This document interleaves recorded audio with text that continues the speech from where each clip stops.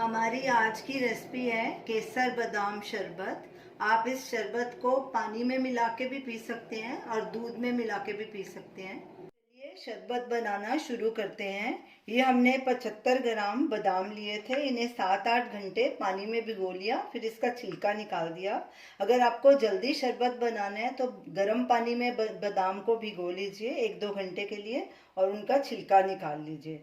अब इन्हें हम ग्राइंडर जार में डालेंगे और साथ में आधा कप पानी डालेंगे और इन्हें बिल्कुल बारीक ग्राइंड करना है।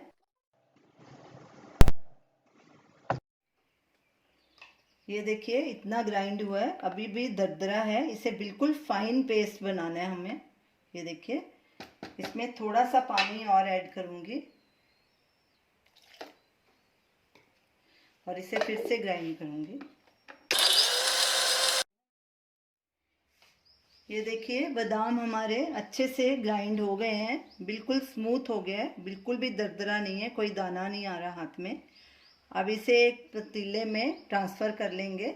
हमने इसे ग्राइंड करने के लिए 1 कप पानी लिया था, तो हमारा 3/4 कप पानी यूज़ हुआ है, 1/4 बच गया है।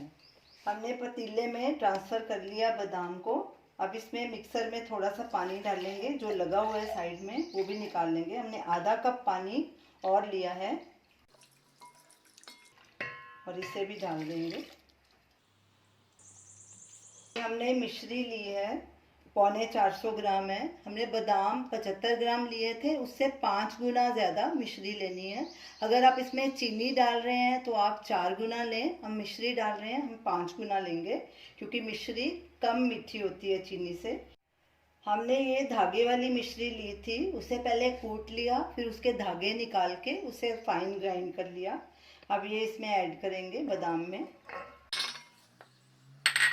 और इन्हें अच्छे से मिक्स करेंगे। मिश्री और बादाम अच्छे से मिक्स हो गए हैं। अब इन्हें हम गैस पे रख के कुक करेंगे।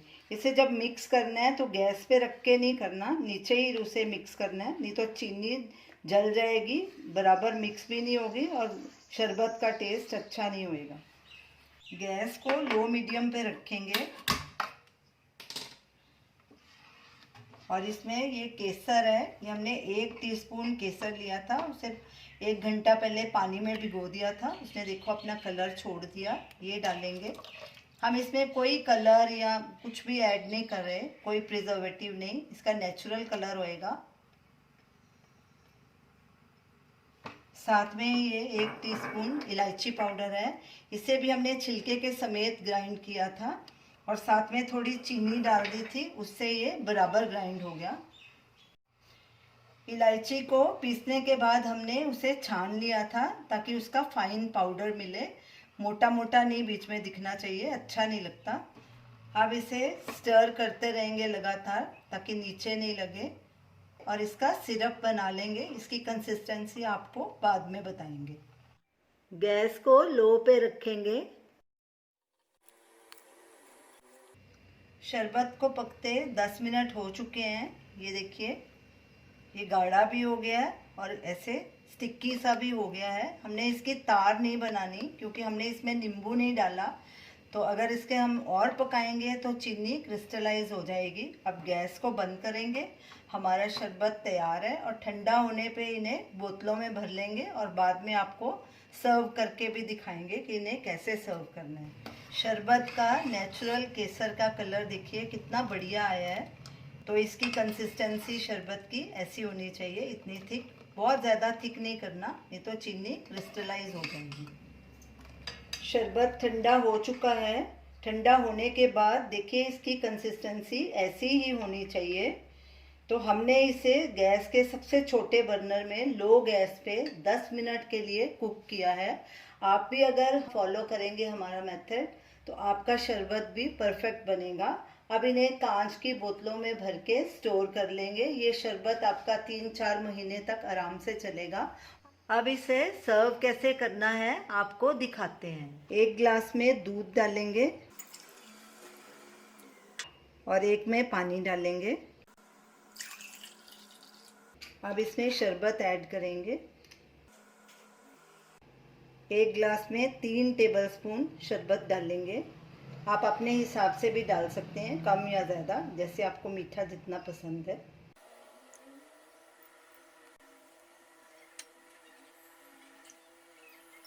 अच्छे से मिक्स करेंगे इन्हें।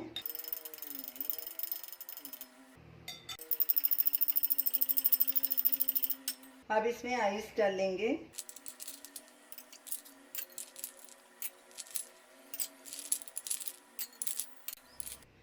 हमारा केसर बादाम शरबत पीने के लिए तैयार है। ये बहुत ही टेस्टी शरबत बना है। हमारा किचन पूरा केसर से महक उठा है। आप इस शरबत को ज़रूर ट्राई कीजिए और हमें बताइए कि आपको ये हमारी रेसिपी कैसी लगी। हमारे वीडियो को लाइक कीजिए, शेयर कीजिए, हमारे चैनल को सब्सक्राइब कीजिए। Thanks for watching.